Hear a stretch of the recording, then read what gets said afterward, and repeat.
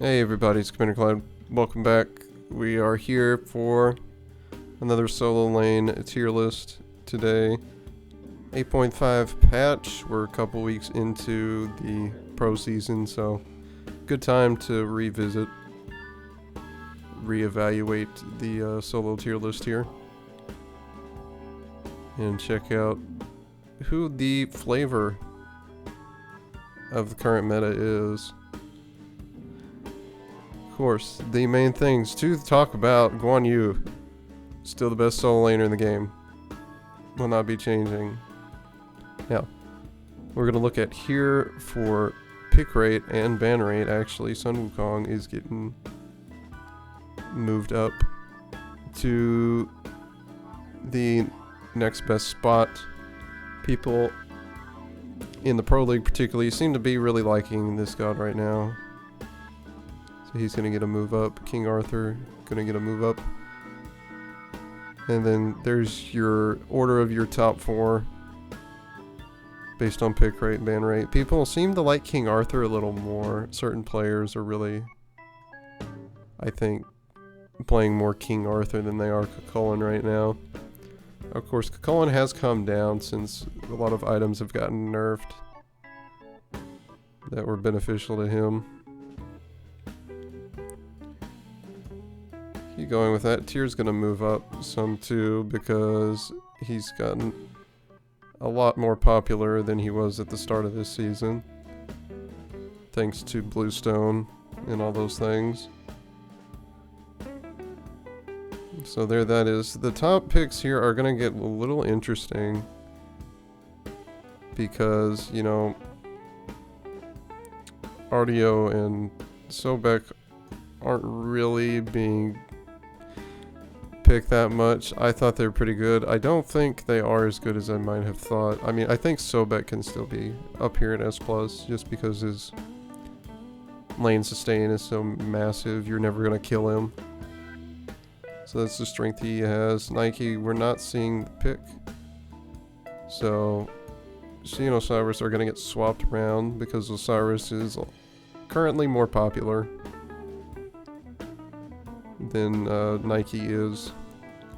Nike, honestly, right now, might be a better support than she is anything.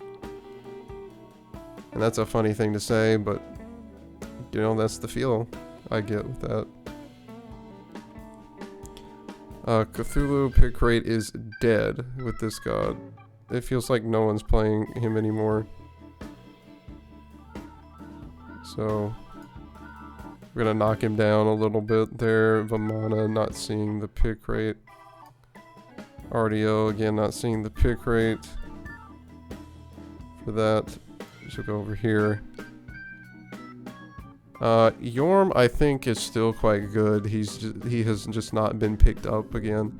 You know, that's kind of what happens with this game sometimes. Gods fall out of favor and then they just stay there because no one thought, oh hey, maybe we should pick this god back up now that he's in an improved position. People aren't doing that very much.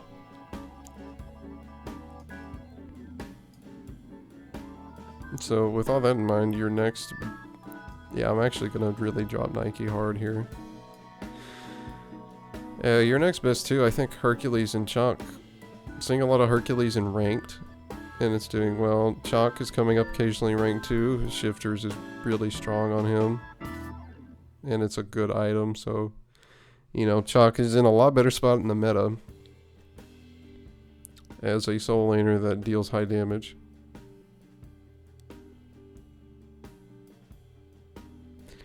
Now, the rest of this is hard to place because when we get like down here, it's like gods that could be solo laners, but they're not necessarily like popular.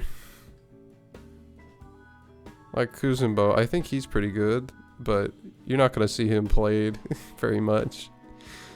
I think he's good at solo, you're not going to see it played. Kabrakan, actually, best Guardian solo right now, in my opinion. Control is good. His sustain's actually really good in solo. That's how it's set up now. If you get anything like Vamp Shroud or something, and you can secure totems consistently, you're probably never going to run out of mana, and your 3 is going to be a really great clear for you. As long as you're being conservative and paying attention. Kraken also does quite a lot of damage for a solo laner, and that's his main strength. I have Sobek up here because I think players tend to like him more and like him in more matchups than Kraken, even though I think Kraken this season is technically better. It's not a pick you're going to see really that much. So I don't know when the last time I saw Sobek solo was, so maybe I should actually just drop him out of there because I don't think anyone wants to play that god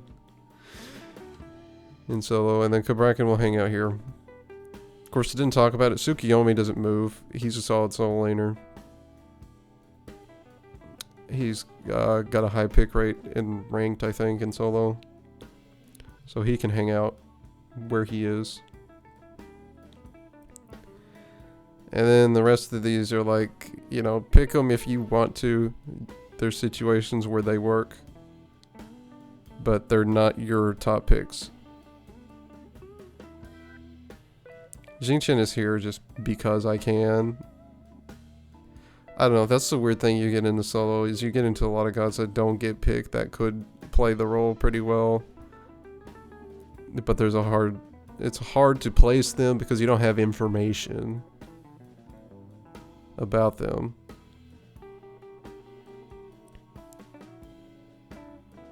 Anyway, I thought Tiamat would be a good solo laner. Not really. You haven't seen that being done. She just fits better in mid. That's really the only thing there is to it. Alright, your boy Gilgamesh. What are we gonna do with this guy? Some people think he's really OP and his 2 is really good. Some people think he's terrible because he's got no CC immunity. Things like that. He's somewhere in the middle of that, obviously. And my first judgment, based on what I've seen, is he would be somewhere around here. He would be a next option if stuff you want is banned type of thing. But he's not better than, he's not on the level of the gods up in S+. And he's pretty even with the top line of solo laners. Until you get to Kraken, I think he should technically be better than Kraken.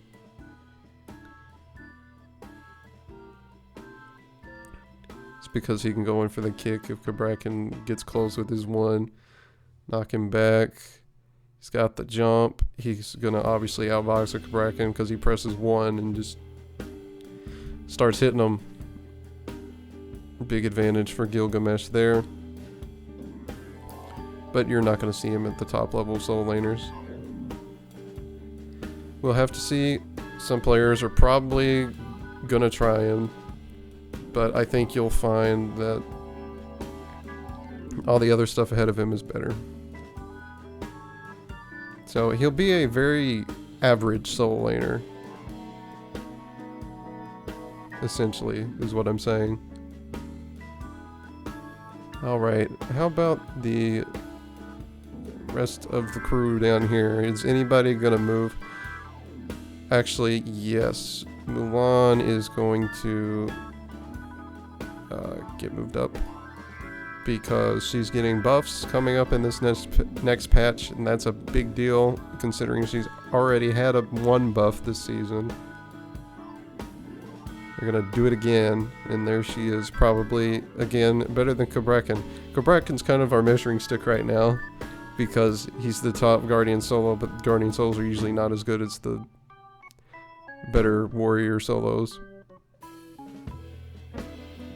And they also tend to get picked less often, so it's a good barometer, I guess. It's kind of like the midpoint to tell us what's practical and what isn't.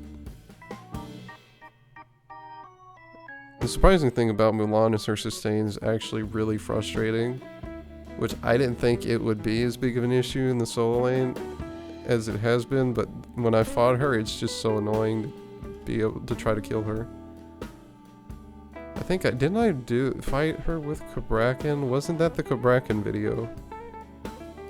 At the beginning of this week. I don't remember. I think it might have been, and we did win that game, but the matchup wasn't fun. I would say a good Mulan would be better there anyway.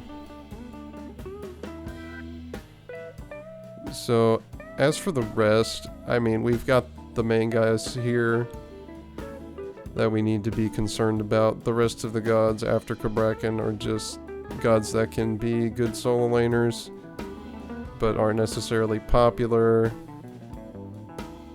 or are weak in some matchup to a better solo laner. And then S- is, you could maybe solo with these gods, but probably don't do it. And then I think honestly that's about it. There's not a lot in the solo lane tier list. You know what? Actually, we're gonna redo this. Hold up. I'm just gonna... You know, because of what I said earlier about gods... a certain god being the midpoint. I think we're gonna do this here. We're gonna organize this a little bit differently. Wish I could do this better than one at a time.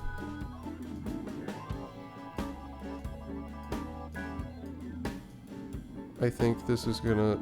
Oh wait, set is actually kind of good to stay up there. And the rest of you can come down here. We can have this a little bit better organized, I think.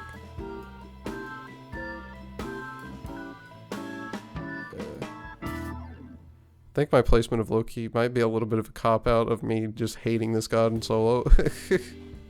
So I'm like, he's a bad god, and I don't want people to play him in solo because it's annoying. Anyway, there. Okay, this makes more sense, I think, as a tier list. Options if you want to, but probably don't. Do we keep Tiamat in here since she's a better mid? Actually, we don't. She goes out because better mid than solo. Throw that away. Alright, there we go.